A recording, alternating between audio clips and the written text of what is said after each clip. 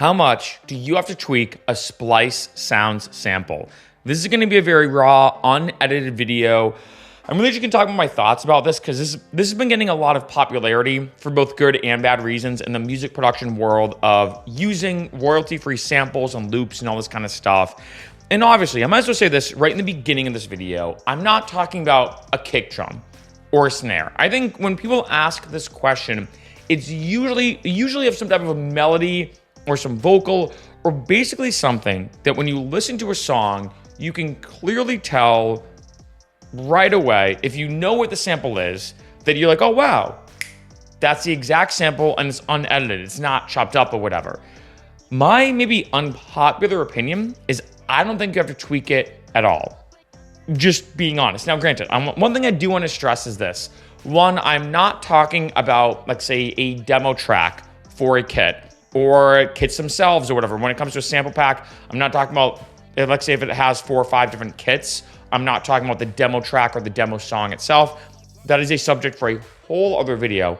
I'm talking, let's say if you go onto Splice and you search saxophone loop, melody loop, funk loop, electro house lead, whatever, and you find a sample and you're like, oh, this is pretty good, and you put it into your song, do you have to tweak it or not or whatever? And honestly, I don't think so. Now, this may be an unpopular opinion, but I think it comes down to like a few different things, and there's a lot of different ways I could tackle this video. I mean, this video could be very, very lengthy if I look at things like creativity and other producers using it, even things like YouTube content ID and it being copyrighted or whatever is a whole other thing in itself. There's a lot of different ways to tackle this, but I noticed for me, when I first started using Splice, I was blown away, being like, wow, I can just search trumpet, and I have a bunch of trumpet loops, and I could put them in my song and have an actual trumpeter, someone playing the trumpet, and have that be in my song. And Splice is like $8 a month or whatever. I think it went up. Luckily, I still have like the OG membership that hasn't changed. So it was like, but I think it's gone up. It was like $8 a month for 100 credits. That's amazing, right?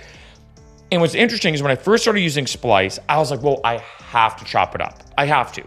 And I realized, at least for me, just kind of being honest, I found that when I was using samples, I chopped it up not because I felt like I wanted to, but because I had to.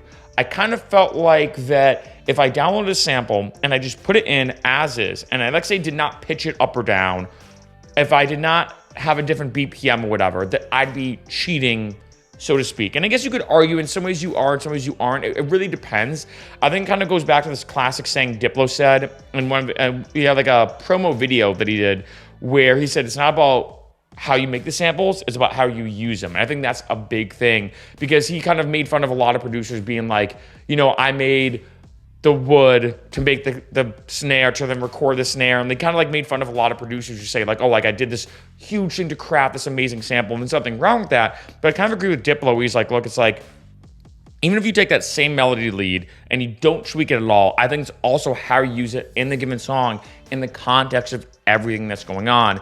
And like I said, when I first started producing, I think that I would download a sample, and to me, I'll be honest even to me pitching it up or down, like say the sample's in F minor and I'm producing a song in A minor, I'd be like, yeah, well, if I pitch it up from F minor to A minor, it's still not good enough. You can still tell it's just a higher pitch or whatever. So I'm like, I have to do even more with it. And then it got to the point where I'm like, you know what? I feel like I'm just tweaking these samples, not because I really want to, that I feel like, oh, I have to tweak this a little bit here and there, but because I had to.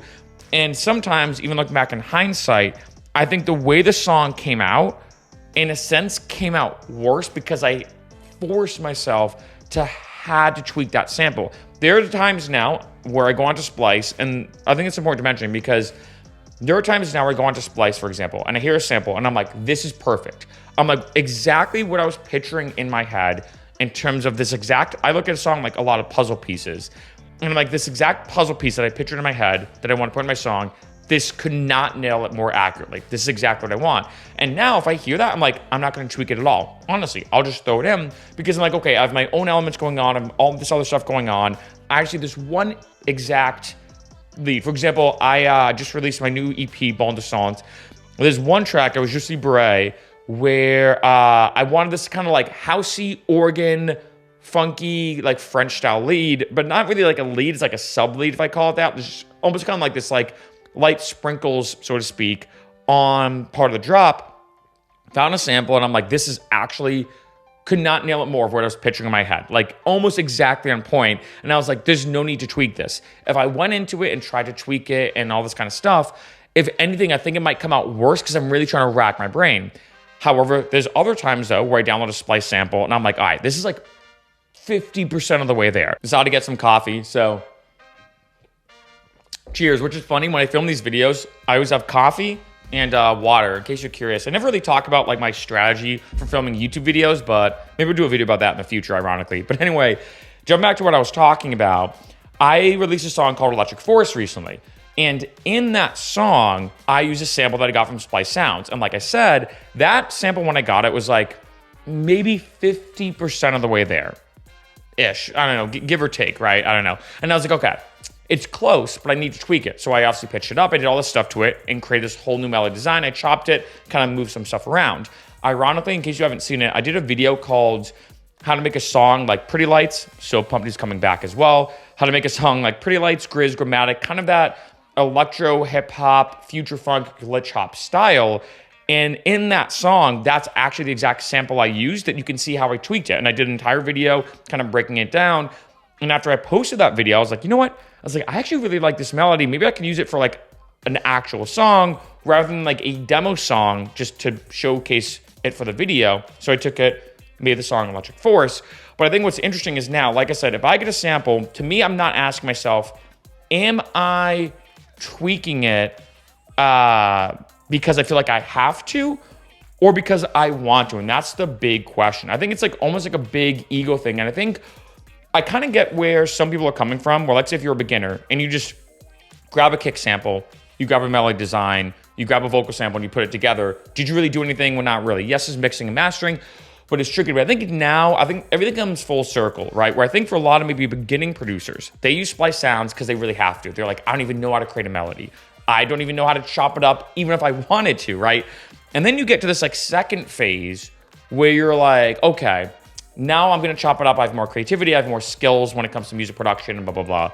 But then now, I think so a lot of people get to this third stage where you realize that not tweaking it is not indecision, right? Like I'm making the decision to purposely not tweak it and to leave it as is because of my years of experience producing music. I've been producing music for over 10 years. So if I hear like the right sample, it's kind of like inaction is an action in itself, if that makes sense. That I'm purposely saying I'm purposely not going to tweak it, even though I know how to, because it's exactly the fit that I need. And just knowing what I know about music production, this is exactly what I need. And granted, you know, there have been some times, I don't think it's happened to me maybe ever. I'd have to think about this, but there's some time, but I guarantee maybe at some point, there'll be someone listening to one of my songs and be like, oh, wow, I actually recognize the sample and he didn't tweak it at all. And let's say someone tweets at me. Again, this has not happened yet, at least I don't think.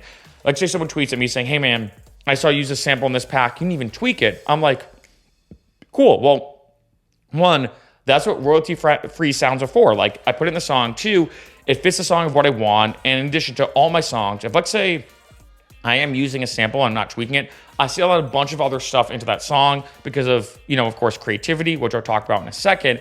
But the third thing, which I think is kind of the irony, is in order for you, I guess people could debate this, but in order for you to call me out of using a sample, you have to know about that sample. It kind of reminds me, there was a story which I thought was wicked funny of, I think it was like a kid in high school who played the Pornhub intro song on drums and he got detention for it.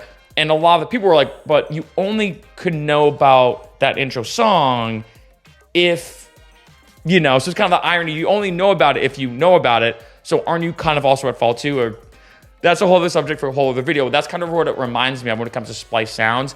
Is I think sometimes, and again, this may be unpopular, I think some people kind of like stroking their own ego. They're like, oh, he didn't even tweak it or whatever. It's like, well, look, it's not about him tweaking it or not. It's about how did they use it in the entire song. And I think that's where it really comes down now to creativity. I think that's the biggest thing among all this. I know I'm kind of bouncing around this video. My thing is any single time I use a sample, I make sure to use it just because I want my songs to be creative. I want people to listen to my music and be like, wow, I haven't heard anything like this. Like I just released a future funk techno song recently. I just released a bunch of French songs, like I mentioned, called Bande de Sons. Like I like kind of combining all these different styles. My last full-length album was an entire Brazilian album using the burn and bow and stuff like that. And so there were some times I used full burn and bow samples that I did not tweak or chop up or edit at all, because I'm like, I want an authentic burn and bow sound, and if I try to chop it up, it might actually create the opposite effect. It might sound actually worse. So I put it in, but of course, I made sure that in the scope of that one sample, yes, it's unedited, but when you look at the bigger picture or the broader picture of the entire song, I have so much more going on where I combine all these different elements. I create my own elements, do my own sound design, do my own melody structures, blah, blah, blah, to create this exact song that is super, super creative. And I think that it is a tricky thing, because I do see kind of the spectrum, so to speak, of people saying, well, if you just download all these samples and you don't edit them at all, and you just put it into a song, well, you're not really doing anything creative, really. But on the other end, I'm like, well, look at what hip hop samplers do. When they take, like, say, a sample, I've heard a lot of hip hop records where they don't even really tweak it, but they just take a bunch of different things from all different places, and the way they combine all these different puzzle pieces, although they're unedited puzzle pieces, is incredibly impressive and incredibly unique. And they're just very smart about taking little things from all over here. So to me, sometimes the puzzle piece picking process, I feel like that's like a tongue twister, the process of that and combining everything is creative in itself, right? I think this is what causes so much controversy. I know this has been getting a lot of attention in different ways, because I think a lot of people do look at it as cheating or not being creative, or the same vocal line being used in a bunch of different songs. And like I said, I'm not referring to kick drums, of course, or snares or hi-hats. Of course, I'm talking about things you can quickly tell and notice right away in a song. But being honest, at the end of the day, I don't think there's anything wrong at all with going on a Splice, downloading a sample, and using it in your song. I think it's not necessarily what you're doing, but I think the biggest thing is how you do it, and how that one sample, even if it's unedited, fits into the rest of the track.